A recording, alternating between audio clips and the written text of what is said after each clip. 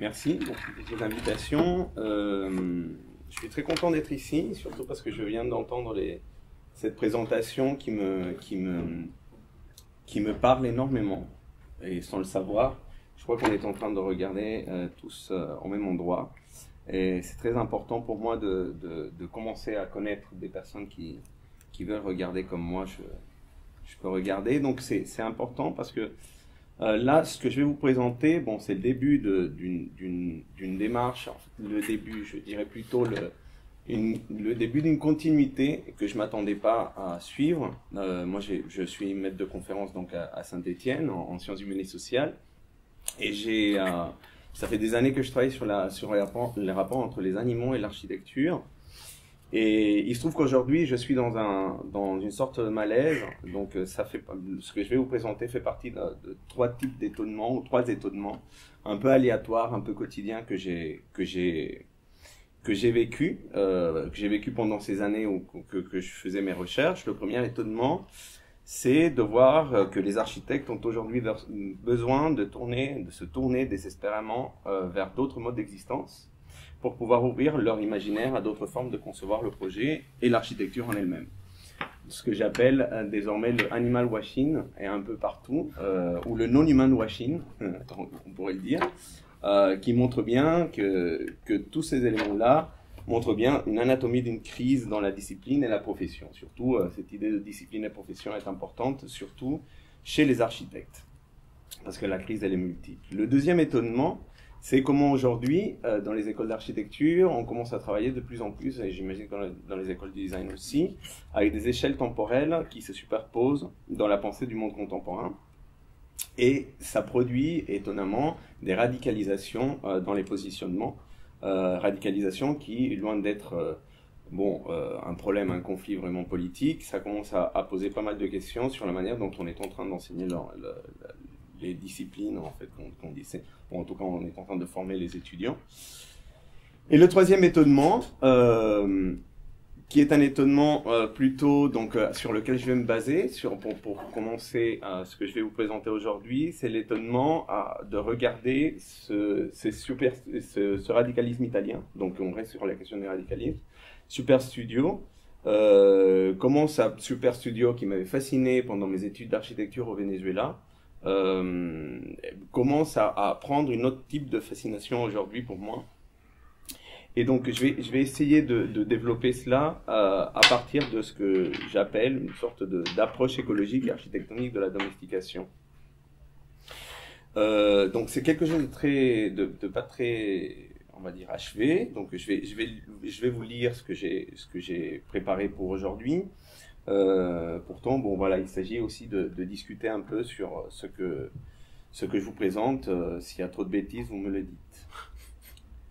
Donc, Superstudio, à partir de 1971, ce groupe d'architectes italiens développe de manière critique un regard sur les limites de la société de consommation. Je fais un petit point là-dessus. Les architectes donc veulent opérer, selon eux, une refondation anthropologique et philosophique de l'architecture. Bon, déjà 1971. Au travers d'une série de travaux théoriques intitulés, et c'est ces travaux que je présente, les actes fondamentaux. Cette volonté de mise en relation entre l'architecture, en tant que mise en forme consciente de la planète, et les actes de la vie humaine, aboutit donc à cinq grands thèmes. La vie, l'éducation, la cérémonie, l'amour, on en parlait tout à l'heure, et la mort. Chaque acte se déroule sur une surface lisse, tramée et infinie, issue d'un système qu'ils avaient mis au point à partir de 1969, donc le monument continu. Alors, je vous cite rapidement une partie de cette œuvre, qui était à la fois un écrit et aussi une proposition architecturale. Pour ceux qui sont convaincus, comme nous, que l'architecture est un des rares moyens pour rendre visible l'ordre cosmique sur Terre, pour mettre de l'ordre parmi les choses et surtout pour affirmer la capacité humaine d'agir selon la raison, une utopie modérée, très intéressant, consiste à imaginer un avenir proche où toute l'architecture serait produite par un seul acte, par un seul dessin capable d'éclaircir, une fois pour toutes, les raisons qui ont poussé l'homme à dresser les dolmens, des menhirs, des pyramides et à dessiner les villes carrées, circulaires ou stellaires. Et enfin, à tracer, ultima ratio, une ligne blanche dans le désert, en éliminant les mirages et l'effet Morgane des architectures spontanées, des architectures de la sensibilité, des architectures sans architecte, des architectures biologiques et fantastiques. Nous nous dirigeons vers le monument continu. Une architecture qui émerge entièrement et pareillement dans un seul milieu continu, la Terre rendue homogène par la technique, par la culture et par tous les autres impérialismes. Si chaque acte devait à l'origine faire l'objet d'un court-métrage, donc seule vie et cérémonie ont été tournés, les autres restant à l'état de storyboard, collage et montage. En analysant avec stupeur et curiosité cette production architecturale, aujourd'hui, et pas à l'époque de mes études, à l'époque de mes études je les ai avalées, sans les digérer, mais bon, ça prend du temps, hein. On demande beaucoup aux étudiants, c'est vraiment difficile. Je me suis demandé d'où vient ce récit d'architecture, de quelle terre et de quelle planète ce récit est-il issu. Quelles origines et quels rituels intellectuels, économiques, anthropologiques, politiques l'ont vu naître et se développer. Ou plutôt les récits proposés par Superstudio semblent à la fois venir de très très loin dans le passé et de visualiser très loin dans le futur. Ce conte architectural du lointain est en lui-même une architectonique du temps qui révèle une crise, c'est-à-dire une remise en question des conditions de possibilité de l'architecture elle-même. C'est ça une crise, une remise en question des conditions de possibilité. Si bien la première de ces conditions est la vie, ils finissent le film sur la vie en disant « Our only architecture is our life ». Notre seule architecture est notre vie. La géoanthropologie, je l'appelle comme ça, pourquoi pas, de Superstudio pose la question du rapport qui existe entre l'apparition de l'architecture et la disparition des conditions qui permettent la vie humaine sur Terre. Les fondements de l'architecture sont-ils à l'origine d'une crise du temps et de l'espace et de notre sensibilité à ces éléments? Comment ce regard radical de l'architecture pose notre rapport primordial au monde, primordial donc premier ordre, primordial, en tant qu'habitant de cette planète? Je pense qu'il y a effectivement quelque chose qui cloche, comme l'avait déjà identifié Peter Sloterdijk, dans les configurations contemporaines de la pensée, l'architecture inclus, au croisement entre la philosophie et l'anthropologie, et pour être plus précis, entre donc l'ontologie et une approche particulière de l'anthropologie. Le développement actuel de ce qu'on appelle désormais l'anthropologie anarchiste, menée par des personnalités comme James Scott, Graeber, Pierre Clastre et d'une certaine manière Eduardo Viveiros de Castro, là celui-là c'est plus facile pour moi, pose lui aussi un regard radical assez convaincant sur les origines de notre monde, mais à travers d'une critique de l'apparition d'institutions, dispositifs comme l'État, donc anarchiste, l'économie ou bien même d'une façon plus large de la domus, comme module et modèle d'évolution. Mon hypothèse est que l'architecture a constitué dans le processus de développement de notre monde contemporain un dispositif d'harmonisation particulièrement performant qui a assuré, depuis son origine, les successives configurations entre ontologie et anthropologie. Elle incarne à elle seule la principale condition d'apparition de notre rapport au monde, la domestication. Dans un contexte où il devient vital une remise en question des formes de compatibilité de l'humain avec le monde, quelles approches et quels outils conceptuels peut-on, les architectes, utiliser pour restituer la projection que l'humain a sur le monde et réparer des manières de domestiquer l'environnement? Comme le signale James Scott dans son excellent ouvrage donc, Homo Domesticus, une histoire profonde des premiers États, à la lumière de l'histoire profonde et des effets massifs de ces pratiques de domestication, l'idée de domestication doit être redéfinie sur une base beaucoup plus large que celle de l'agriculture et de l'élevage. Depuis l'aube de l'humanité, c'est la totalité de son environnement, et pas seulement telle ou telle espèce, que Homo sapiens s'est employé à domestiquer. Avant la révolution industrielle, son principal outil à cet effet n'était pas tant la charrue que le feu. Et c'est la domestication des milieux entiers qui a rendu possible l'autre avantage adaptatif de notre espèce, à savoir ces taux élevés de reproduction qui ont fait de nous les mammifères invasifs de la planète. Dans cette communication, je vais essayer de tenter d'utiliser l'architecture pour définir une approche écologique de la domestication, afin de donner des clés pour penser un après l'architecture, donc l'architecture après l'architecture, pour réparer donc l'épistémé de notre discipline, même si on a entendu tout à l'heure ce que ça veut dire, ou au moins pour ouvrir vers une domus qui puisse s'inscrire dans la durée, à la fois comme acclimatation à la vie au sein d'une unité domestique, comme écosystème des commensaux invités et non invités, et comme architectonique de la réorganisation humaine des mondes naturels. C'est un vaste projet, j'avoue. On va essayer de vous donner des pistes pour en discuter, bien évidemment. Donc, cette histoire de la pensée architecturale primordiale, comme pensée primordiale. Parmi tous les genres de pensée architecturale, donc je revendique le fait qu'il y en a plusieurs, peut-on considérer la domestication comme la pensée architecturale primordiale, comme l'origine, donc l'arché dans son sens d'origine, mais aussi dans le sens de pouvoir de l'architecture, c'est-à-dire comme l'architecture de l'architecture, la domestication comme l'architecture de l'architecture. Dans un article publié dans la revue Après la Révolution, je tiens avec quelques collègues, j'ai déjà décrit ce qui peut être considéré comme une idée en architecture. Or, je ne vais pas vous en parler aujourd'hui de cela. Je vous renvoie directement à la revue, où il n'y a pas que mon article, il y a 70 contributions de philosophes, d'architectes. Donc, c'est une revue où on essaye d'appliquer la pensée architecturale à d'autres choses que la construction de bâtiments. Or, qu'est-ce qu'on peut appeler une pensée architecturale? Dans la tradition, donc, Aristote et Platon, l'étonnement, l'émerveillement est à l'origine de toute pensée. La pensée s'enracine dans cet étonnement, dans ce désir de connaître par l'âme ou par le corps, quoique finalement n'est pas si important que ça à ce stade de cette réflexion. En tout cas, dans cette curiosité de connaître, mais en quoi y a-t-il quelque chose de particulier ou de caractéristique dans la curiosité architecturale? Pourquoi les architectes sont curieux sur tel truc et pas sur d'autres choses? S'agit-il d'une curiosité comme celle que nous pouvons avoir pour la mort, pour la vérité? À quel point l'architecture est-elle une expérience métaphysique ou conséquence d'une pensée? Dans la pensée architecturale se loge une curiosité spécifique.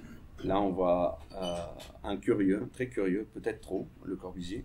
Une curiosité spécifique, celle de connaître par la production et la reproduction les modes de maîtrise et la transformation et l'assemblement de matières et des formes qui sont faites, des matières et des formes dont ils sont faits nos environnements humains.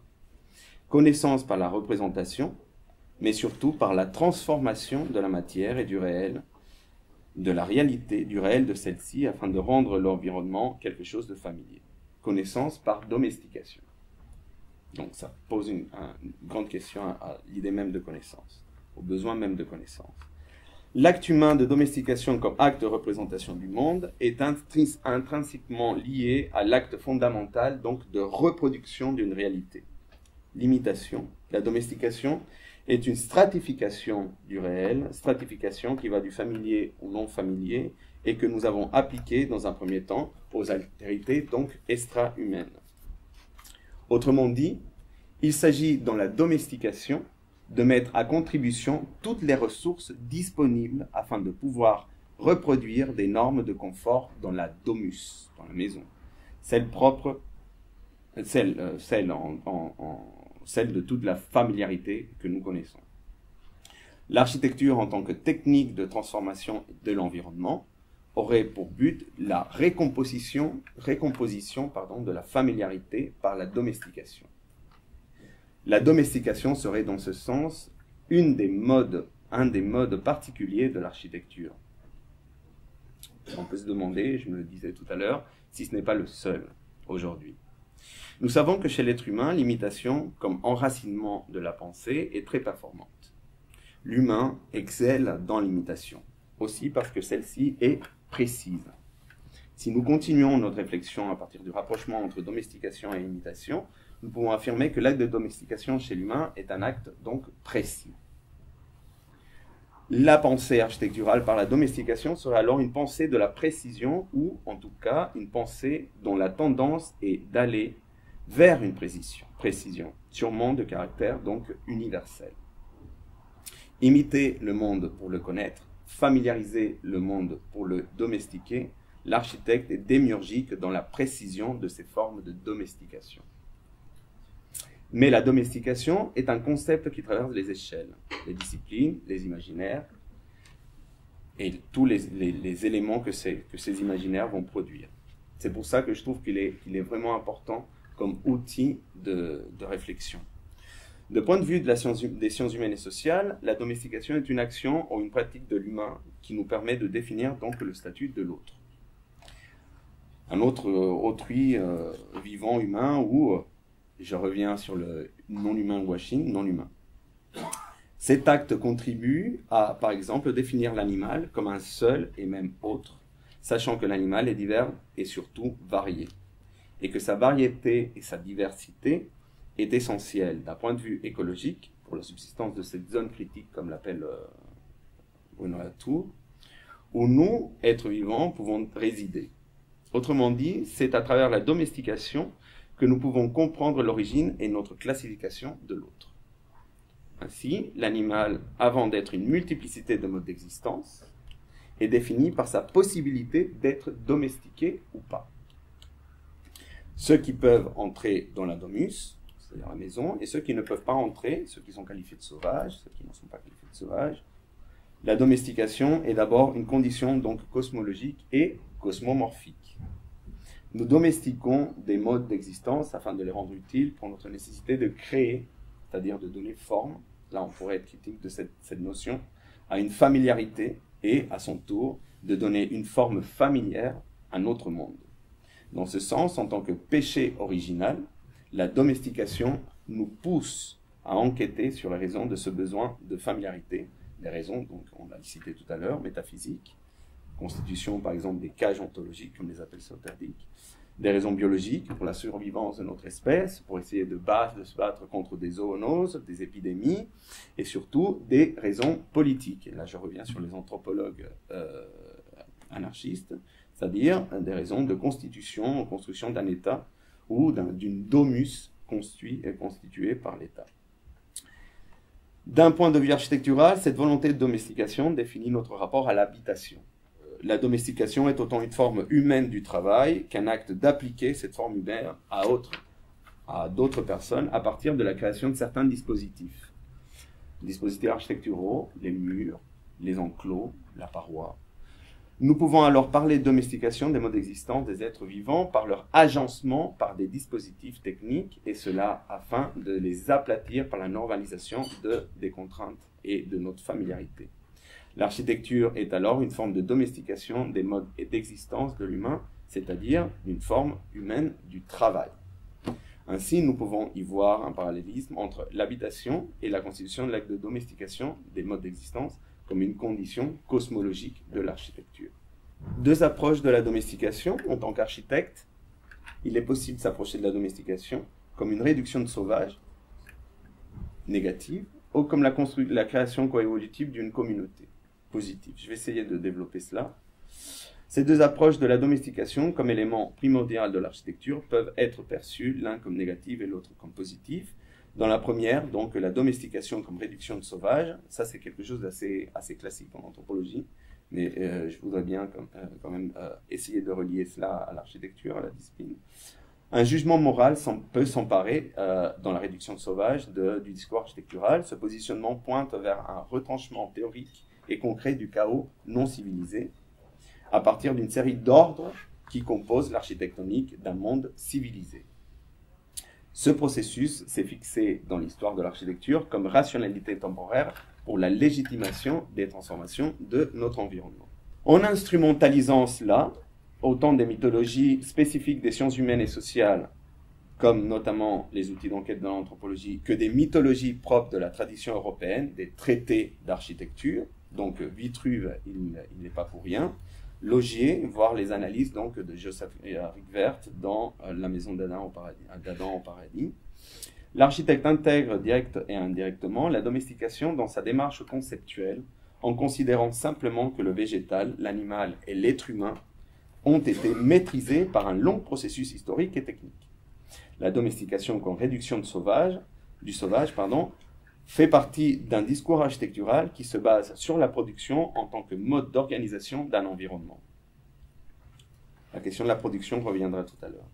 C'est pourquoi ce discours productiviste définit systématiquement les enjeux de la discipline sur la base du développement technique de dispositifs pour une telle maîtrise du vivant. Dans ce cas, la maîtrise de l'environnement est envisagée comme ressource. C'est-à-dire, ça on continue à l'écouter dans toutes les écoles d'architecture, je ne sais pas si dans les écoles de design, l'environnement est une ressource. Je ne comprends toujours pas cette histoire-là. Mais bon, dans ce cas, la maîtrise de l'environnement est aussi une manière de produire de la valeur. Ce n'est donc pas étrange si, dans le discours architectural, issu de la domestication comme réduction du sauvage, la question de la maîtrise du vivant et du mode qui lui est attaché reste comme un atavisme fondateur de la discipline architecturale. On continue dans les écoles d'architecture, même aujourd'hui, à parler de ressources et de maîtrise. Ce n'est pas anodin si on continue à parler de maîtrise d'œuvre, maîtrise d'ouvrage, maître maçon. Dans ces cas, voilà la première représentation de Vitruve qui a été récupérée donc, pendant la Renaissance. Dans ce cas, l'architecture, bon, il y aura toute une histoire de l'architecture, de théorie de l'architecture à développer là-dessus. L'architecture est systématiquement associée à un système de violence spécifique envers autrui, envers l'environnement, voire même, et à la multiplicité des formes de différence que celui représente. Humain, non humain, on revient sur la chose, et presque humain, ou pourquoi pas méta-humain. Dans le cas des entités qui, dans leurs conditions de marginaux technobiologiques, des normes, sont utilisées aussi, par exemple aujourd'hui, comme des esclaves. Il y aurait toute une discussion à développer sur les presque humains. Il y a pas mal de choses qui ont été écrites là-dessus, je ne vais pas revenir là-dessus. En somme, dans le discours architectural basé sur la domestication comme réduction du sauvage, l'architecture est violente dans son essence, car productive dans sa finalité. Dans le deuxième cas, la domestication donc comme la création coévolutive d'une communauté, le passage d'un état sauvage à un état social et politique est d'envisager à partir de différentes formes possibles de communauté et donc de communication. La question de la représentation, bien évidemment, on reviendra.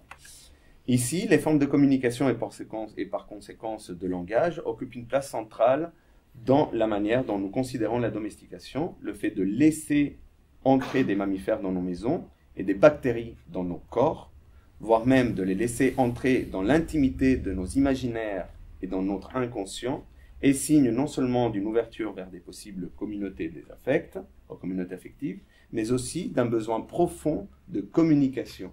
Un besoin de communication qui est donc dans la domestication. Un besoin d'expressivité et donc de compréhension mutuelle. Plutôt que maîtriser, il s'agit de comprendre une situation qui, au contraire, nous dépasse. Ce nous étant alors le caractère premier de notre subjectivité et un fondement commun et animiste dans sa dimension créatrice. D'un point de vue de l'architectonique de la domestication, le dépassement du familier qui procure la compréhension d'autrui comme ciment communautaire, donc ce besoin de communauté, implique des exigences particulières. Des exigences de notre manière de voir le langage et de notre manière de voir la technique. La technique est, par exemple, asservie non pas par la maîtrise, mais par le langage. Pour le traduire dans des termes propres du discours architectural, de la domestication, si dans la réduction du sauvage, la maîtrise est liée à la production, dans la domestication, comme création coévolutive d'une communauté, le langage est associé directement à l'acte de création. Tantôt la maîtrise nous renvoie à la domination et donc à la séparation, différenciation. Tantôt le langage admet la communication dans la ressemblance, donc une quête d'union.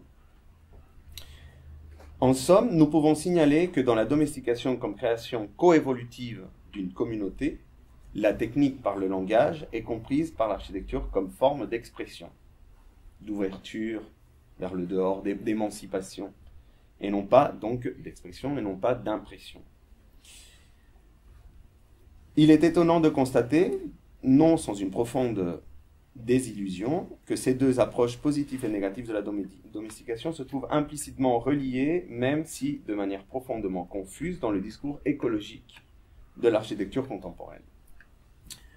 Cela est observable dans la manière dont l'architecture se légitime parfois des contributions de l'anthropologie de la technique, par exemple c'est l'anthropologie de Leroi-Gourhan, parfois des mythologies occidentales de l'architecture, notamment à partir des images des origines de l'architecture au XVIIIe, au XIXe siècle. Cette hybridation accommodatrice est parvenue de la cette récupération de, ça je vous en parlerai, mais cette récupération systématique des discours, de l'anthropologie, de la théorie de l'architecture, c'est ce choix un peu aléatoire qu'ont fait les architectes, est un choix aussi qui renvoie d'une certaine manière à une sorte de cannibalisme, de besoin de manger les autres disciplines pour pouvoir survivre.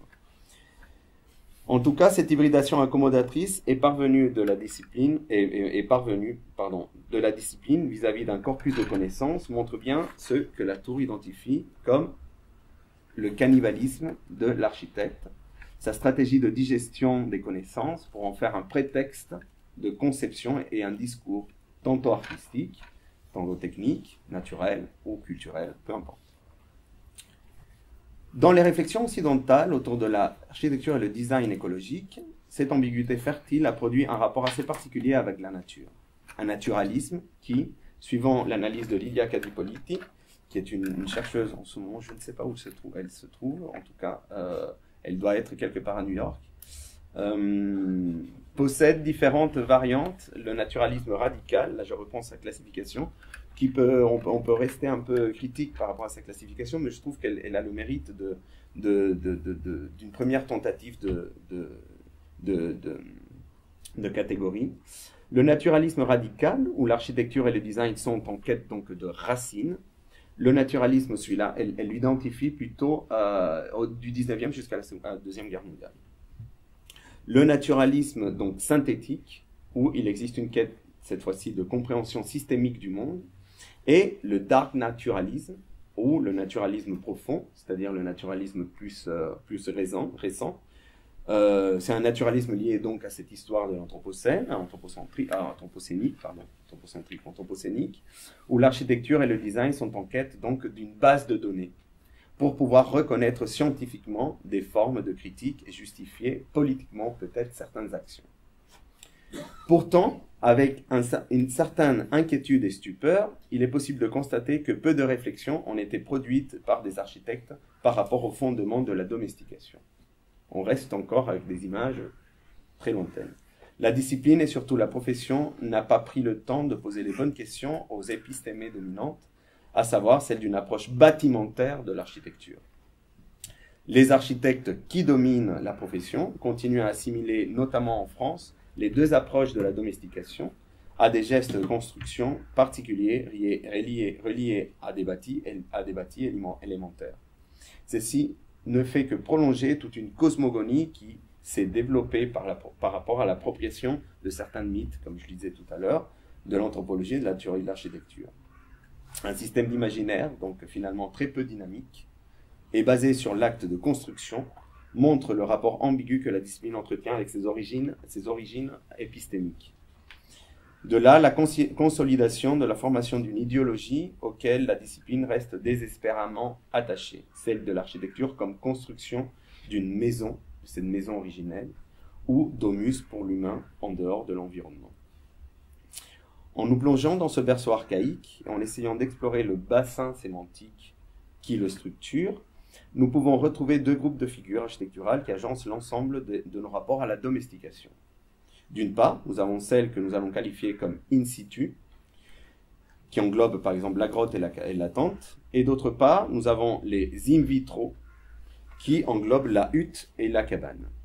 Ces deux groupes incarnent deux rapports de l'environnement, deux rapports à l'environnement et au sol, et par là, deux rapports au temps, à l'espace, à la matérialité, et surtout à notre propre conceptualisation de l'environnement et de la manière dont nous décidons de nous soustraire de celui-ci. Donc ce sont des rapports, on pourrait parler d'ontologie. Bon, de se soustraire par rapport à des questions de protection, de sauvegarde, des dangers et de gestion, par exemple de la peur, de la question de l'État. Dans le premier groupe, celui de la grotte et de la tente, l'architecture est utilisée comme technique, non seulement pour habiter et façonner physiquement un endroit pour enfermer et protéger une espèce, mais aussi pour choisir un lieu sacré, idéal, un choix qui se fait rite de transmission et communication. On le voit dans les peintures pariétales. Et une mise en scène pour raconter des histoires autour du feu, souvent pour accompagner d'autres êtres vivants sans risque de défaillance ou de mise à l'écart. Ce groupe de figures nous parle d'un sol, d'une terre animale et d'une adaptation à celle-ci. Il nous parle aussi de tout un milieu fait de matière sur lesquelles l'humain adresse son existence par les traits de son quotidien.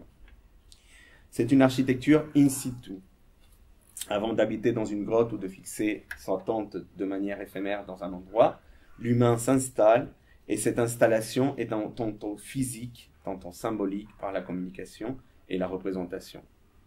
Dans ce sens, le langage de l'art pariétal est autant trace animale que communication et transmission de connaissances. Des animaux, de la chasse, des corps, des bêtes, leurs mouvements et leurs stratégies. Dans ce premier groupe de figures, le langage est une forme technique de constitution même de l'environnement. Je pense notamment aux cartographies, ou à la manière dont le roi Gourand a spatialisé les grottes dans ses textes, son texte sur l'art dans la préhistoire. Il y a aussi un petit documentaire qui est sorti récemment, j'ai perdu sa trace, un documentaire assez intéressant qui montrait bien que les endroits où on avait identifié l'apparition de certains arts pariétaux dans les grottes était liée aussi à une question sonore, en fait, qu'il y avait une condition sonore dans ces endroits. Ça serait intéressant de développer cela. Bon, Ingold, en tout cas, parle de perspective résidentielle de l'habité. Tim Ingold, l'anthropologue. En revanche, dans le deuxième groupe, celui de la cabane de la hutte, la transformation de la matière d'un milieu habité, d'une niche écologique, diraient les écologues, à travers un processus de production, exige un regard donc maîtrisé, un rapport contrôlé à la mesure des choses et une attention disciplinée à la constitution d'une forme particulière d'occupation. Il oblige le traitement de l'environnement par ajustement à une accumulation artificielle de matière. Ce groupe de figures nous parle alors d'un stress, une sorte de tension, un système complexe de tension écologique et d'une contraction de l'espace par occupation sur le sol ou hors sol. C'est une architecture donc que j'appelle in vitro. La cabane et la hutte sont ainsi des objets, mais aussi des formes de représentation d'une intériorité. Pourtant, ces objets n'apparaissent pas au premier abord comme des objets, sinon qu'ils s'objectualisent peu à peu, se détachant du milieu, à la fois par l'élévation et l'émergence des limites, murs, parois, surface plus ou moins verticale, et par la transformation radicale de l'environnement, nouveau sol, rasage de l'existant. Le but étant d'obtenir une domus autonome, stable, en termes de temps, de matière, d'espace et de protection. Ce groupe s'apparente donc à ce que Ingold appelle une perspective constructiviste. Partiellement caricaturaux, ces deux groupes de figures ne sont pas à la bonne échelle en tant qu'expérience de pensée architecturale. Mais en tant que dessin des traits de possibles catégories, il nous permet d'identifier de manière symptomatique les attributs les plus utiles pour élaborer une critique architecturale de la domestication. Ces traits renvoient pour l'architecte à deux imaginaires de la technique et, en conséquence, de la nature de ce que nous comprenons comme étant un projet architectural. Et voilà le grand nœud de l'affaire. En tant que mythe fondateur de l'architecture, ces figures sont en effet deux approches du rapport que nous entretenons avec le projet architectural. Projet et domestication sont, en deçà de ces figures, un même accomplissement et une même démarche. Autrement dit, il s'agit des deux écologies de la domestication. Pourtant, il est possible de distinguer deux figures sensiblement différentes d'un même fond d'organisation environnementale. D'une part, les figures d'architecture in vitro se détachent de l'environnement autonome, elles en arrachent peu à peu un ensemble de matière, celle-ci est alors jetée ailleurs pour lui donner une autre destinée. Dans d'autres termes, elle est projetée. D'autre part, les figures d'architecture in situ, la grotte et la tente, se proposent en premier lieu de rendre intime ce qui est dehors. Préalablement hétéronomes, elles se définissent continuellement et sans cesse par captation et détournement de l'entourage. Au lieu de projeter de la matière afin d'en faire un objet, elles mettent celle-ci en tension. Elles injectent du sens au lieu, afin d'en faire un milieu. Elles interjectent, j'invente un peu ce mot, des formes afin d'opérer une transformation de l'environnement. Un réflexe d'injection n'anime ainsi les architectures in situ. Et cette forme d'usurpation dans les lieux s'apparente dans son mouvement dehors-dedans à une ingestion, ingérée, injectée, au lieu d'une projection, au lieu d'une dissipation de la matière. Voici les modes dont l'architecture in situ assure une continuité et une durée.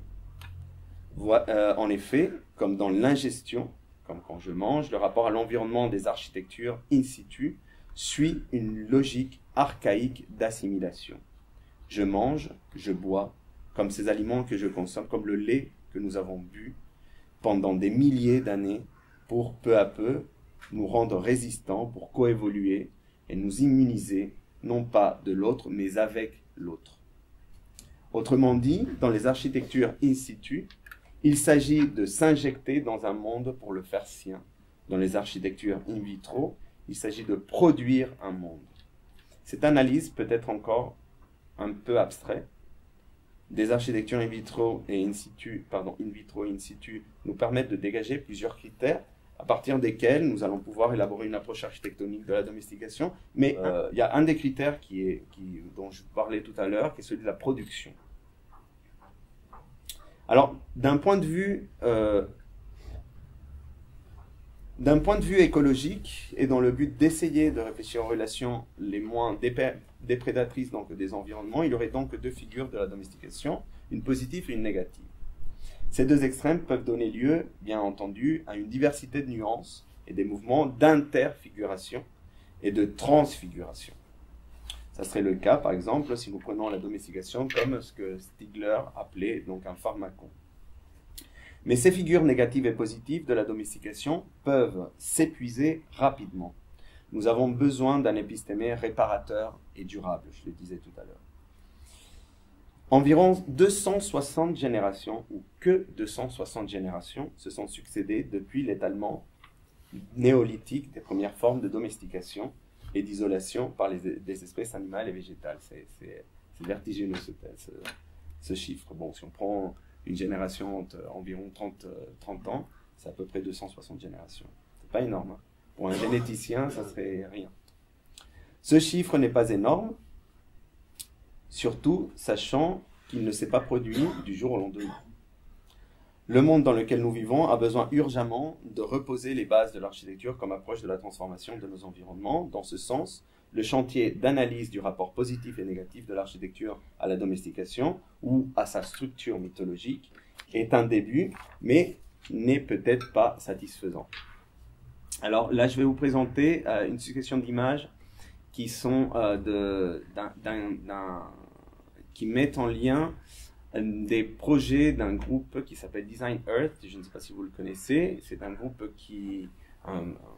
un collectif d'architectes qui travaille sur des échelles planétaires, des questions de géo-ingénierie. Un groupe assez intéressant.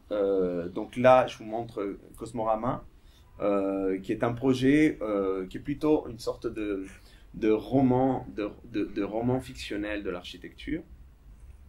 Je vais vous montrer les images, peut-être on pourra revenir là-dessus. Je mets en comparaison avec ces croquis de la Paperboy sur le fameux hamster des grottes des Trois Frères. Nous savons désormais que l'analyse de la domestication en tant que fait architectural peut s'élargir non seulement à la question de l'espace, ça bon, on le voit très bien, mais aussi à la question du temps. La mémoire, la ruine ou l'état de ce qui est ruiné, à la conservation, les dispositifs de maintenance, de protection et préservation de l'existant, ou sa suppression, disparition, destruction. Autrement dit, de ce que l'on connaît actuellement comme un état de patrimonialisation.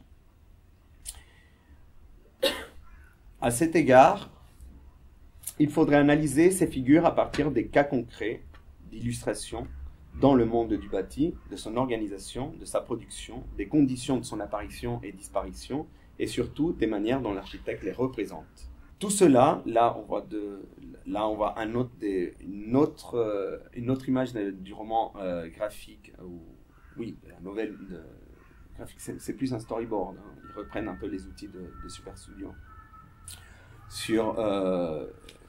En fait, c'est un peu long, je vais pas m'étaler, mais en tout cas, ils ont décidé de suivre 3 types de scénarios. Là, je vous montre un des scénarios qui est celui d'une arche, de comment l'être humain, année 2070, 80, il allait produire une sorte d'arche pour l'amener à la station internationale avec les animaux qui étaient en péril d'extinction. Parce qu'on n'arrivait plus à assurer sur Terre leur maintien. Tout cela est bien évidemment impossible d'aborder dans cette première esquisse de projet, mais avant de conclure, j'aimerais au moins donner des pistes par rapport à la question de la production. Nous savons que la question de la production de bâti, comme étant la vitrine socio-culturelle de l'architecture, pose énormément de problèmes, notamment d'un point de vue écologique, comme le signale par exemple Pierre Quay. Aujourd'hui, la production n'est plus en mesure d'assurer par elle-même, dans la dynamique autonome de sa croissance, sa viabilité et sa durée. Elle n'arrive plus à assurer ce qu'elle est. Quand est-ce que cette production, quand est-ce qu'elle a eu cette capacité d'assurer ce qu'elle est? À quel moment historique est-ce qu'elle a eu? Dans quel contexte? Par quels moyens? L'hypothèse de la production comme le caractère premier de l'architecture nous dit que l'architecture elle-même, en tant que pratique ou champ des pratiques, dépend de la production pour pouvoir se rapporter au monde. Dans ce sens, l'architecture explique le monde par la production, car elle est sujet de production, et donc de production et de reproduction de ce monde. Mais si la modernité a pensé l'intensification de la production, aujourd'hui, il s'agit de penser donc sa durabilité, sa générativité, dirait Pierre Quay. Le rapport entre architecture et production se trouve alors dans une impasse. Et il est clair que les logiques de domestication sont au cœur de cette crise. Toutefois, en considérant la pensée architecturale ou les pensées architecturales, ses applications possibles et ses modes de fonctionnement, il n'est pas possible, à notre avis, d'associer la production et la reproduction à l'architecture, sans associer à celle-ci la présentation et la représentation comme caractère aussi premier de l'architecture. C'est-à-dire que l'architecture est forcément production, dans le sens où elle est représentation d'un monde, et donc, pour reprendre Aristote, mimésis et apprentissage. Apprentissage de celui-ci. Là, je me base aussi sur l'analyse d'Hicham Stéphane Fessa. Il fait une analyse du texte fameux d'Aristote dans son texte, dans son livre Esthétique de la charogne, sorti récemment, mais bon, ressorti à l'édition du dehors. Nous produisons de l'architecture pour reproduire un monde. Nous représentons le monde en produisant une architecture, en l'architecturant. L'architecture est, dans ce sens, un moyen premier de connaître un monde, même si ce moyen implique, dans l'acte de représentation, de le maîtriser.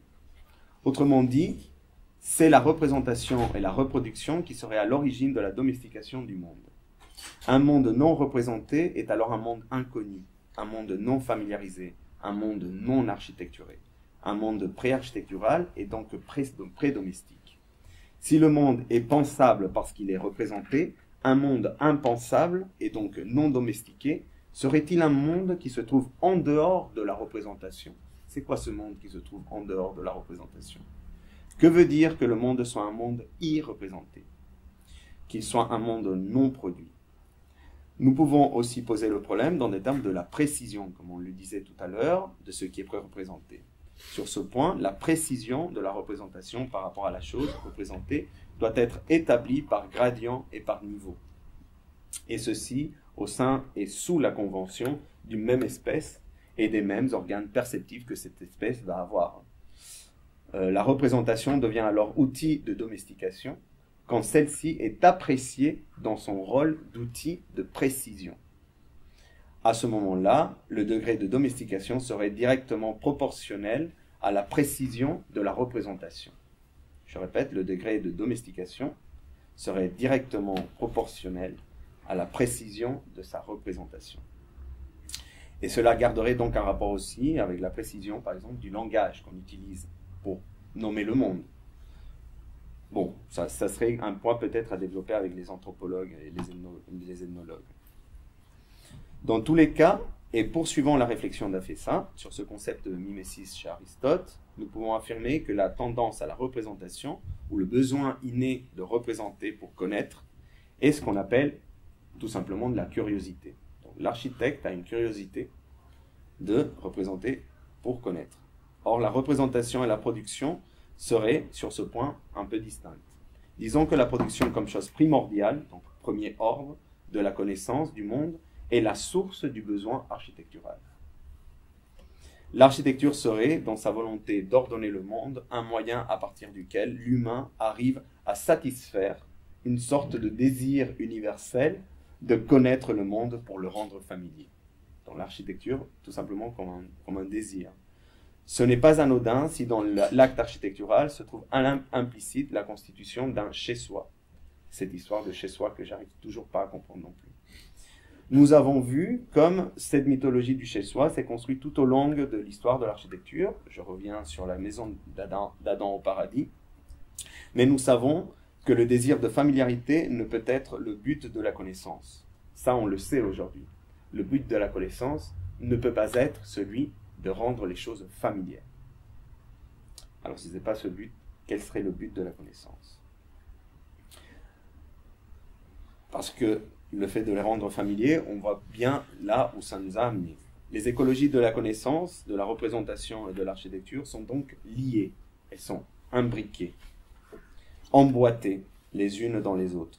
Aux sources de ces emboîtements se trouve donc l'acte de domestication. La domestication comme une articulation entre ces besoins de connaissance.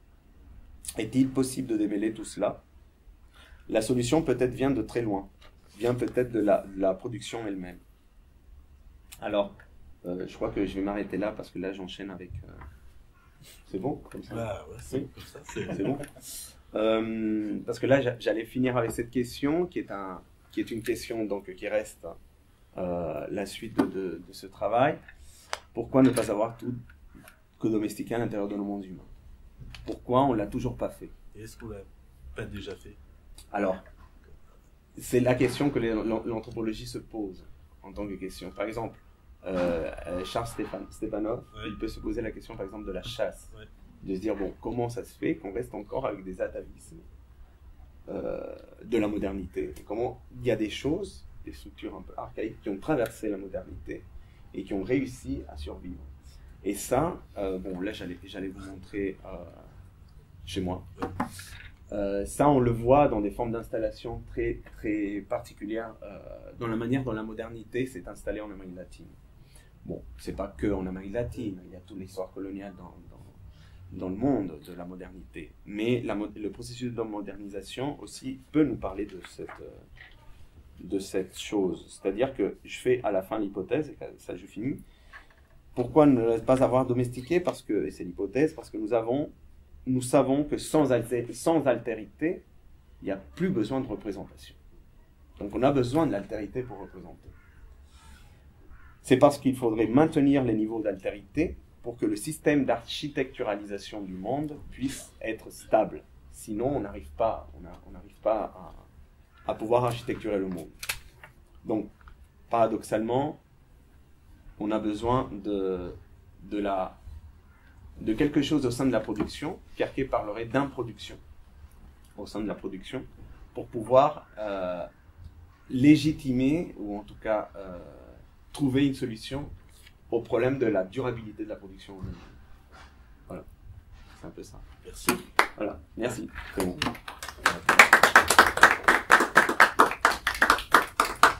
Alors peut-être pour lancer la discussion, je me lance moi-même à quelques remarques, questions, enfin la première sur l'animal washing.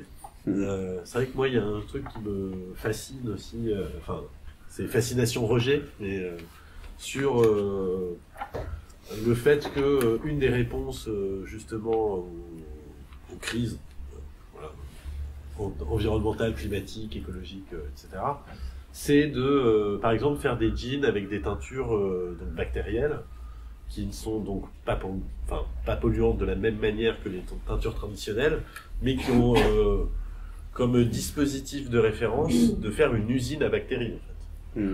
Et donc, toujours sur cette question de représentation, c'est-à-dire que on décide qu'il faut faire plus polluer, et la réponse c'est de réitérer en fait l'opération et la représentation qui nous a amené au problème existant.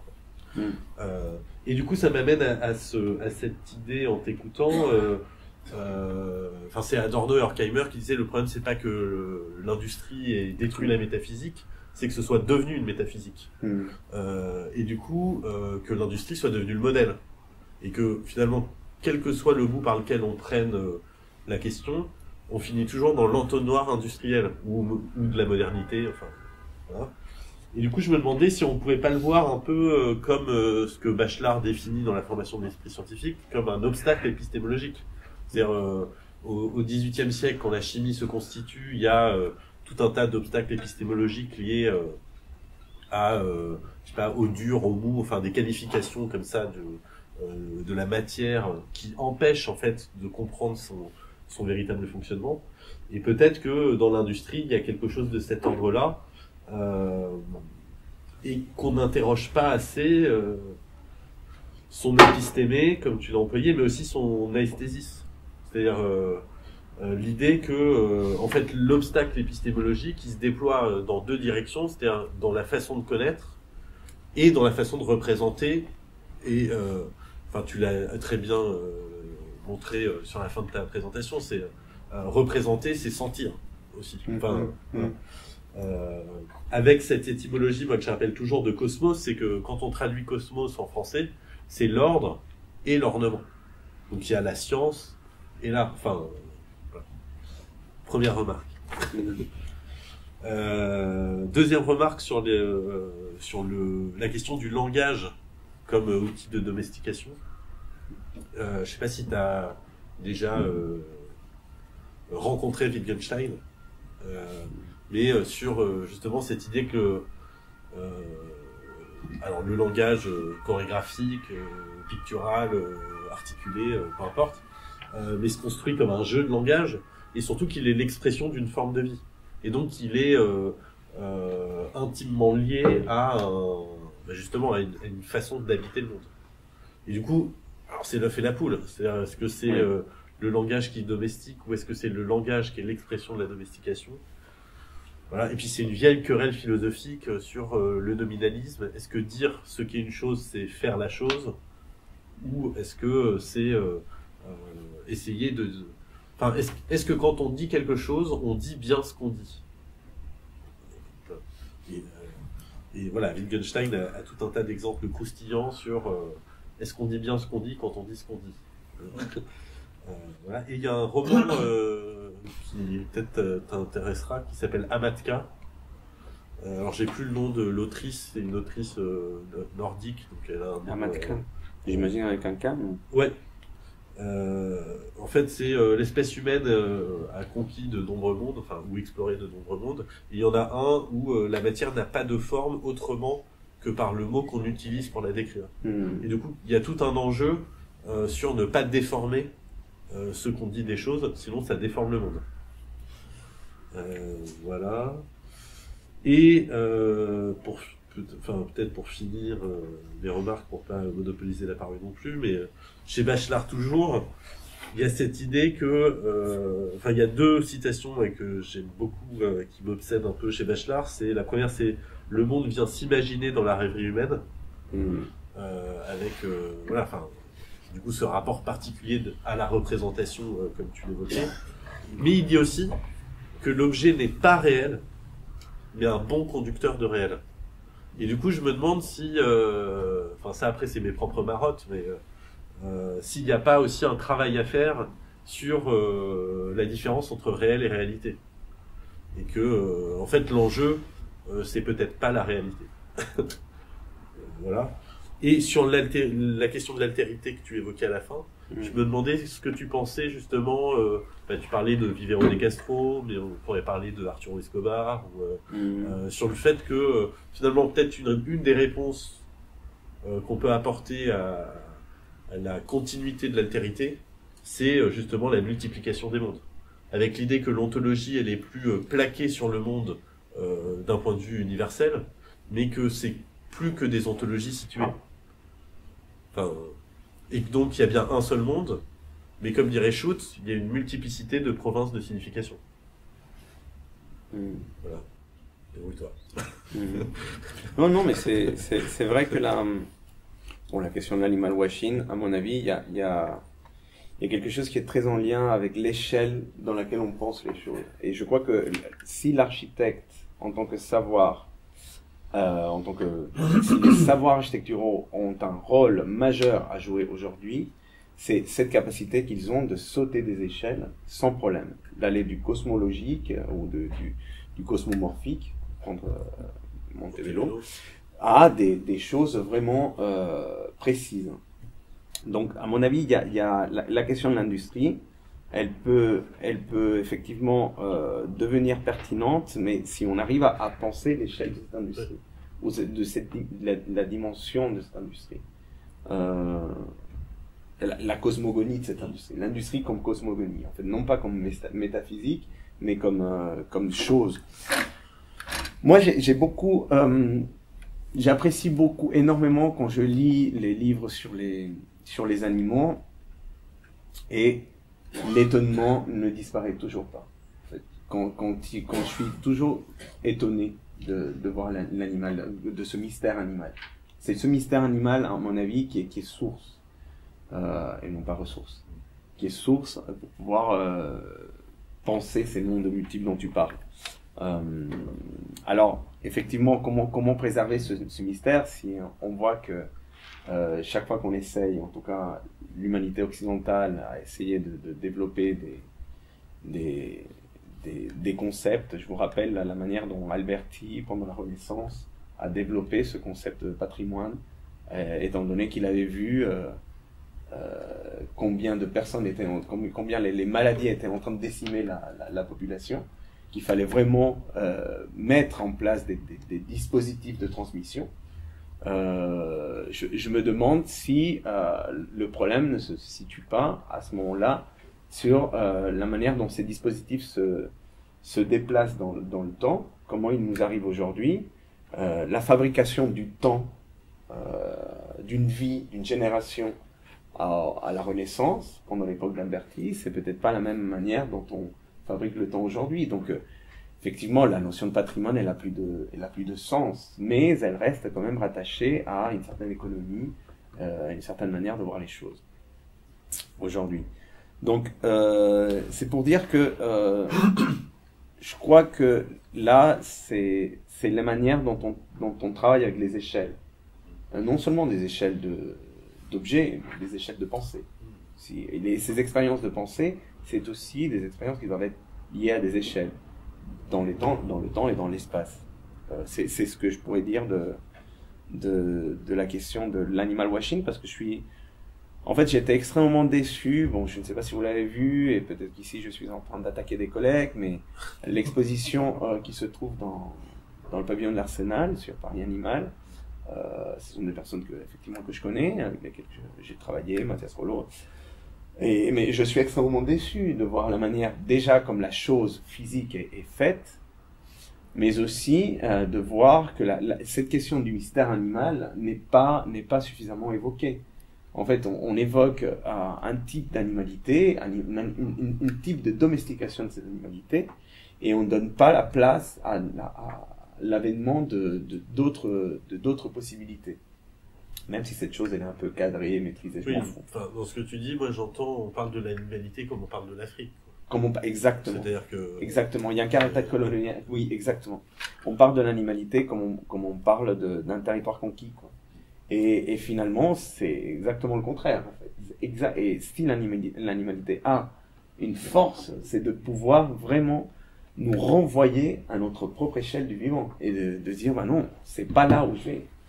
Et je crois que c'est un peu fort ce que je vais dire, mais c'est un peu irrespectueux dans ce sens. En fait, il y a une question de respect qui était nécessaire. Je crois que effectivement, moi j'ai évoqué la question de la précision. Quand tu dis, par exemple, effectivement, Wittgenstein, pour moi, c'est un territoire inconnu. Donc, je vois, j'ai lu, mais je connais pas. Bien, tu vas bien rigoler. Et ça, je crois que peut-être que j'ai déjà les outils pour pouvoir comprendre pourquoi Wittgenstein pose des bonnes questions pour moi.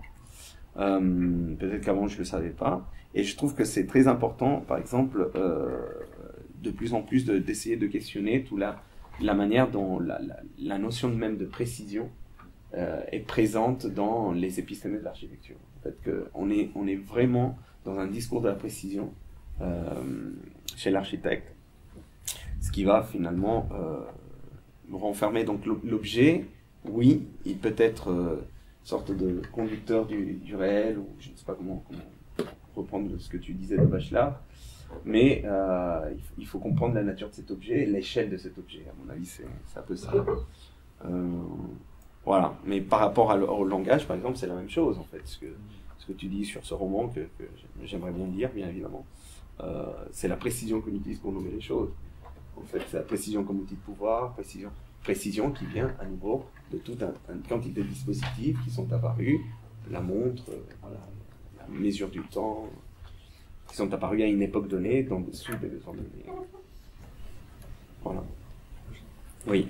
J'ai une remarque, une question surtout, c'est je m'interroge sur le sens du mot familier quand il est employé dans notre présentation. Parce que si je réfléchis un peu à ce mot d'une façon, disons, un peu en dehors de votre présentation, je me dis finalement, quand je deviens familier avec une langue étrangère, c'est moi qui suis tracté vers quelque chose d'autre. C'est pas, j'ai pas la sensation de tirer à moi les choses. Donc je sens une critique de la familiarité. Je me dis finalement le processus de rendre familier serait par définition un processus négatif, ou en tout cas qui produit des effets négatifs. Or, j'ai pas l'impression que ce soit ça dans mon expérience des choses. J'ai plutôt l'impression qu'il faudrait dire familier comment, parce que, enfin, qu'est-ce qu'on en fait de la familiarité? Parce qu'on peut très bien dire j'essaie d'être familier avec quelque chose. Pourquoi faire? Donc pour prendre, pour dominer en fait ce que j'ai, enfin pour asservir ce qui m'est devenu familier, ou bien on peut très bien dire aussi je suis familier avec toutes les espèces végétales de la forêt parce que je la parcours tous les jours et sans jamais couper un arbre. Donc en fait je pense qu'il y a aussi peut-être un risque. Enfin, la polysémie de cette notion, oui. Peut-être aussi devrait être un peu précisée. Oui, tout à fait. Parce que je ne vois pas ça comme quelque chose de très négatif en réalité. Oui. Pour moi, c'est plutôt la question du centre. Est-ce que dans le processus de familiarisation, est-ce que c'est moi le centre? Ou bien est-ce que je dois déplacer le centre? Et peut-être le problème de l'architecture... Peut-être que la réduction du sauvage consiste à essayer d'être la force, enfin l'attracteur. Tout revient à moi, moderne, que je suis, produit moderne. Et puis peut-être que le problème, c'est plutôt d'aller déplacer le centre de gravité, de devenir celui qui est attiré par quelque chose d'autre. Accepter que le centre se déplace. Et ça, c'est un truc politique, c'est pas... Oui. Oui, tout à fait. Non, c'est une bonne remarque. C'est vrai que la question de la familiarisation, je la vois d'un point de vue de la manière dont je suis familier par la connaissance de quelque chose. Mais David Graeber, il voit bien que l'espèce humaine, par exemple, va faire 200 000 ans qu'on est sur Terre. Et là, on se fait tout un pataquès pour 2000 ans. Donc là, les échelles de temps, vraiment... ça nous renvoie à des moments de familiarité qui se sont produits entre le paléolithique et le néolithique, 20 000 ans, où on regardait toujours le même feu, tous les soirs on racontait toujours les mêmes histoires, et au bout d'un moment, la question à se poser, c'est quand est-ce que est apparu ce besoin de domestication. Pour les anthropologues anarchistes, en tout cas pour eux, c'est les besoins de domestication et la manière dont l'agriculture ou l'agro-État est apparu, c'est pour un besoin de domination, en fait. C'est un besoin d'esclavage. Vous allez travailler, moi je vais gérer les impôts, je vais construire un État.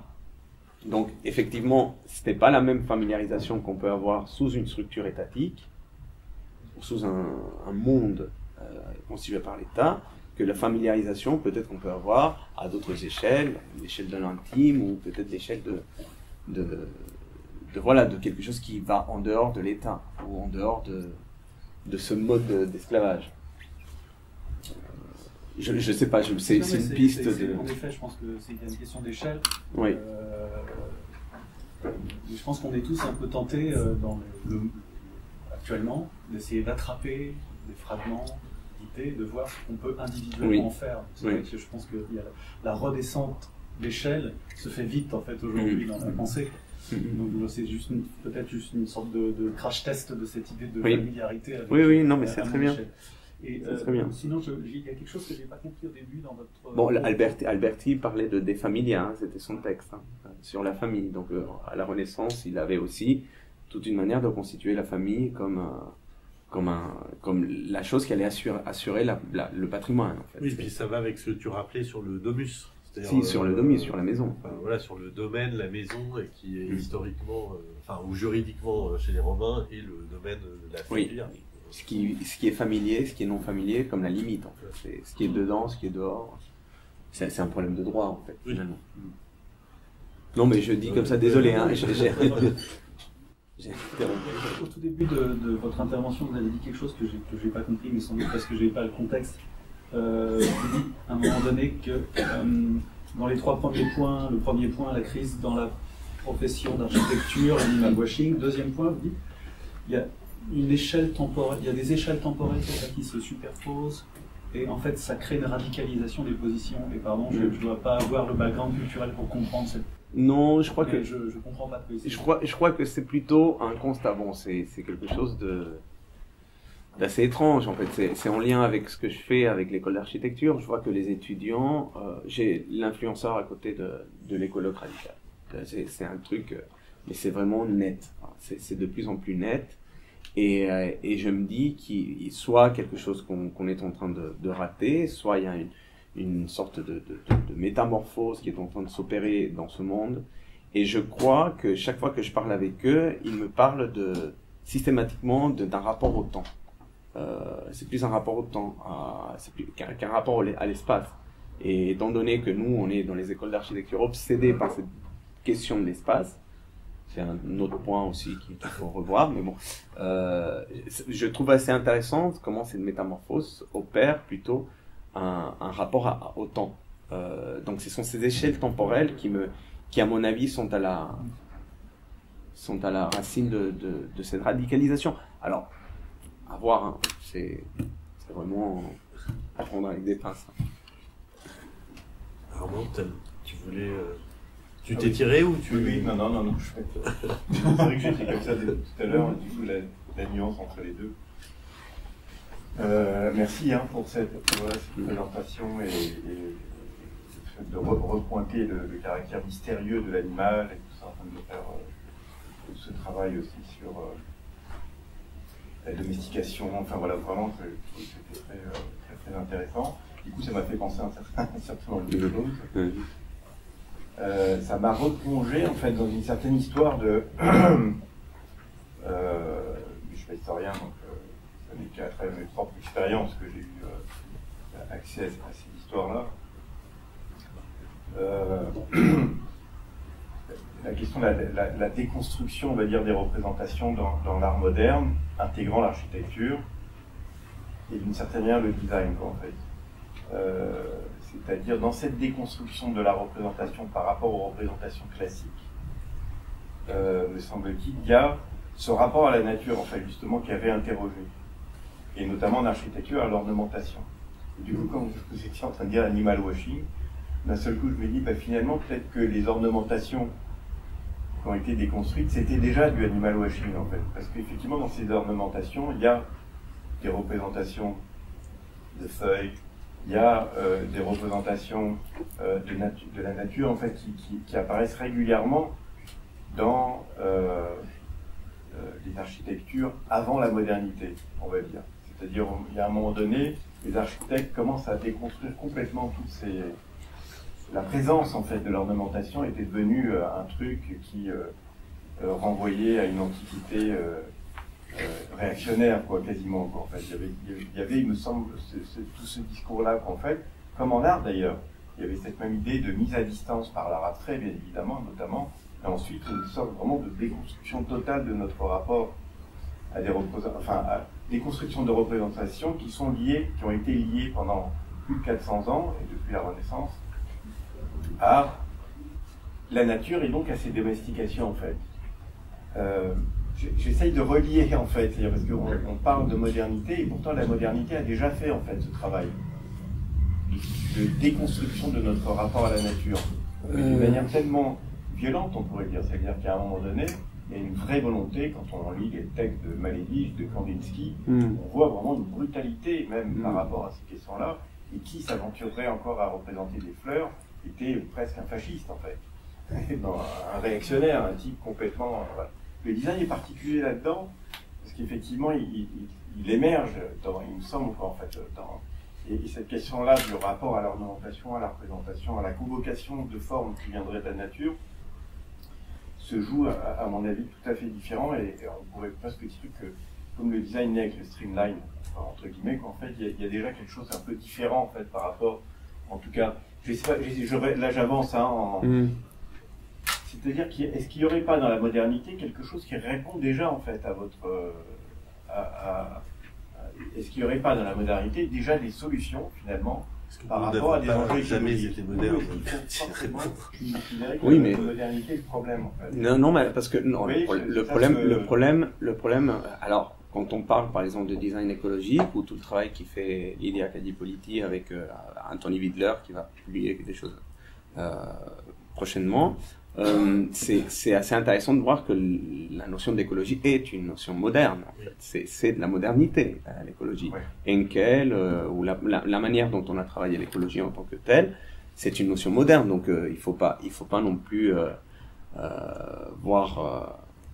Moi, ce que je trouve important dans ce que vous êtes en train de dire, c'est qu'on dirait, d'une certaine manière, qu'il y a cette volonté aujourd'hui d'établir ou d'affirmer une sorte de design écologique ou d'architecture écologique, donc ce qui construit toute une épistémée, tout un discours aussi politique, assez précis et assez cadré, qui n'est pas la même chose des explorations qu'on pouvait voir dans d'autres discours, par exemple dans l'art ou à d'autres époques. Le problème, c'est qu'aujourd'hui, vraiment, on est face à un problème essentiellement politique par rapport à cela.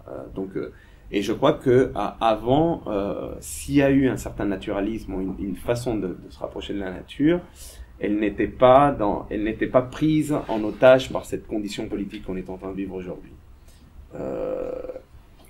C'est mon impression. Il y avait effectivement cette volonté, alors peut-être justement de s'inscrire en faux par rapport à l'industrie naissante. Et de reconvoquer un certain rapport à la nature aussi, et puis aussi dans un contexte politique qui était le sien. Il me semble, moi, ce que j'ai peur vraiment aujourd'hui, j'ai peur. C'est une interrogation. J'ai peur. Je suis étonné de voir comment aujourd'hui ce discours politique sur l'écologie nous montre une force, une sorte de banalité, de washing. Et en même temps une impuissance. Il est extrêmement impuissant. Et c'est assez décevant, en fait, de se dire, voilà, comment quelque chose qui peut arriver dans le quotidien d'une façon tellement précise, finalement, est d'une impuissance énorme. Juste peut-être, et puis après je te donne la parole à Alexis, c'est McLuhan qui, lui, situe l'invention de l'écologie au moment où on envoie Spoutnik dans l'espace, et où on fait de la planète Terre un environnement contenu dans un environnement artificiel. Oui, bien sûr. Et en fait, c'est vrai que l'écologie, enfin, c'est comme ça moi, que je comprends ce que tu dis, c'est que l'écologie, ça reste l'idée que la planète Terre est une usine, sur laquelle on va pouvoir tourner des boutons, et tout ce qui est la terraformation, la géo-ingénierie, l'idée qu'on va envoyer des grandes voiles dans l'espace qui vont réfléchir la lumière du soleil, bah, ça montre aussi justement qu'en fait business as usual, quoi. C'est-à-dire que il n'y a pas autre chose finalement dans le déploiement politique au sens presque premier du terme, de comment on fait citer, quoi, de choses radicalement différentes, même si on met des bactéries dans des cuves de 100 000 litres, ou je sais pas, et tout à l'avenant, quoi. Donc on n'est pas, à mon avis, on n'est plus dans les explorations. Pardon. J'ai essayé de ramener dans la conversation les formes. Est-ce qu'elles portent ou ce qu'elles racontent? Oui, mais justement, les formes, pour le coup... Il se trouve que les formes produites par la modernité ont déjà effectivement fait ce travail de déconstruction dans le rapport à la nature. C'est ça que est-ce que c'est pas parce que justement ces formes, en fait, c'est toujours la même mécanique d'incorporation. Oui. C'est-à-dire, là, mais même dans l'Antiquité, quoi, hein, la feuille d'acanthe, c'est de la pierre. Et elle participe à l'agencement de l'ordre de l'étain. Donc en fait, elle est incorporée. Tu extrais de la nature la feuille, tu la sculptes, et ça devient le monument.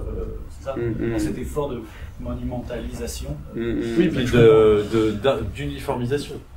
Alors que, par exemple, tout le processus, quand vous parlez de langage, parce que je trouve une ouverture géniale par rapport à l'étrangeté irréductible, c'est que en fait, par exemple, je sais pas, quand Morisot parle de diplomatie interspécifique, voilà, donc là, par exemple, moi je suis graphiste,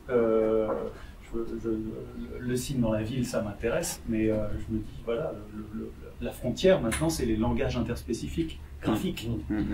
Et là, ça ouvre un champ formel qui est complètement autre, et donc c'est-à-dire qu'on rentre en terre inconnue. Et alors que pour l'instant, quand même, même dans la tradition, même dans l'apprentissage du design, en fait, on est là pour confronter des intuitions d'étudiants à une sorte de méthode implacable, avec souvent des profs qui sont hyper intelligents, qui vous expliquent comment tout ça est soluble en fait dans la méthodologie du design. Mais en fait, donc ça donne une sorte de confort. Donc là, il y a une familiarité qui est toxique. Parce qu'on dit, il faut, tant que c'est pas familier, tant que c'est pas conforme en fait, tant que c'est pas conforme à la familiarité antécédente, à ce moment-là, ça rentre pas dans les cases. Mais en fait, l'objectif, c'est peut-être de construire une autre familiarité. C'est pour ça que l'idée d'ontonautique m'intéresse, parce que il faut y aller, quoi. Il faut aller voir, il faut devenir familier avec ce qui ne l'est pas encore. Ça, c'est un travail. Donc on ne peut plus juste se référer à de la méthodologie, on ne peut plus juste obéir au maître, quoi. Alexis, tu voulais peut-être dire quelque chose, et puis après on passera à l'intervention suivante. On pourra continuer la question pour la communication, effectivement, qui a l'immense mérite, c'est d'aborder cette complexité qui nous échappe sans cesse. Et finalement, j'ai envie de rebondir à la fois sur ce qui a été dit par Olaf, et puis peut-être aussi sur la question des ornements, de ce que disait à l'instant Armand. Mais finalement, tu as répondu, Aurélien. C'est-à-dire que je pense que, pour moi, historiquement, ça c'est un autre débat, mais l'écologie, elle naît en même temps que l'idéologie progressiste. C'est les années 1830, c'est quand effectivement les Anglais se rendent compte des modifications qui sont en train d'apporter au réel, qu'on a le mouvement avec les zoologistes, De Gilles et les autres, qui sont dans une réaction, mais vraiment totalement réactionnaire, comme Boris et la modernité.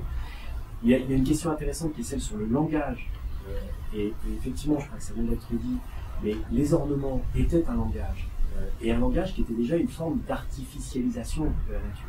Et donc c'est une forme d'intégration, c'est une capacité qu'on a à tout absorber et à inféoder à nos propres désirs. Voilà, je ne vais pas parler d'un autre philosophe, je ne sais pas si Aurélien est très versé sur René Girard, mais ce désir mimétique et cette violence mimétique, on parlait de sacrifice tout à l'heure, et la question du sacré, elle est fondamentale. Et donc quand vous parliez tout à l'heure de la modification de l'environnement, la modification de la nature, c'est-à-dire cette relation de domination qu'on a mise en place avec l'agriculture et avec l'élevage. Historiquement, alors là on montre les canons grecs et avant les canons grecs, c'est la naissance de l'écriture. Et il y a quand même un phénomène qui est de l'ordre de l'autonomisation de ce qu'on a. On a créé un golem. C'est une classe, on parle là pour rien. On a remplacé effectivement forme de divinité, on a perdu le lien sacré, sacralisé à la nature, et on a créé quelque chose qui s'est totalement autonomisé. C'est-à-dire, c'est ce que dit finalement Aurélien, c'est que quand on balance des satellites dans l'espace, finalement, ils finissent par fonctionner tout seuls, puis on a l'impression que la Terre elle-même va s'autonomiser. Enfin, on en parlait aussi tout à l'heure. Moi, j'ai été frappé, je voudrais juste une anecdote qui me semble assez révélatrice.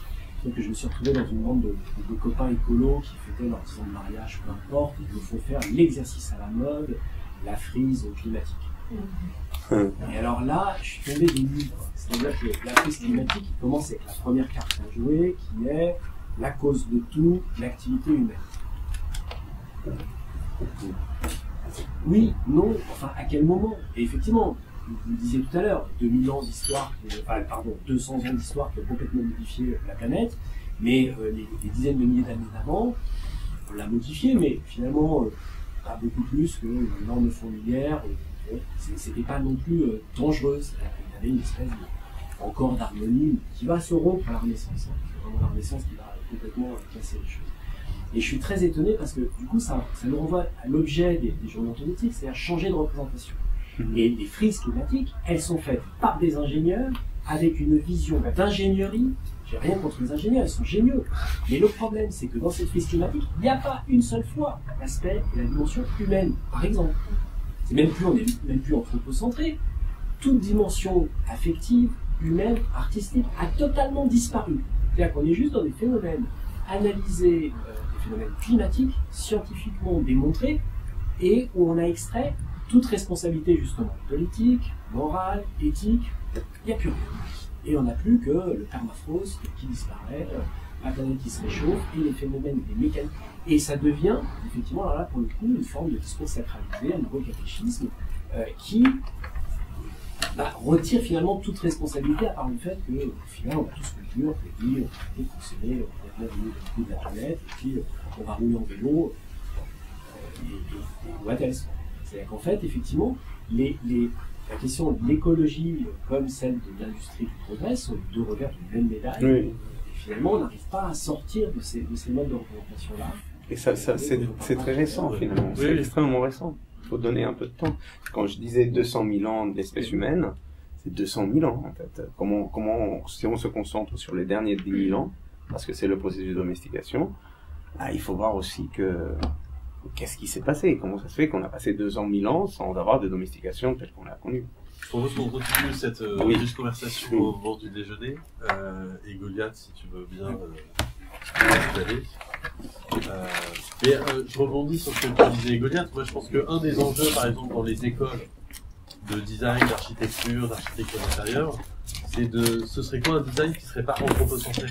Oui, et comment le représenter? Et comment le représenter? Et quand Alexis parlait ce matin et si la chaise est un arche comme les autres, c'est un peu cette idée-là. C'est-à-dire que tant qu'on continue de faire des objets, quels qu'ils soient, des espaces, des objets, des temporalités, qui n'ont que pour seule référence l'humain, en fait, on passe à côté de la question. Parce que un des enjeux, c'est bien de voir comment on intègre des représentations non humaines dans nos représentations, et du coup, comment on peut éventuellement les traduire, les rendre accessibles, compréhensibles. Et là, il y a un vrai travail, pour le coup, de forme.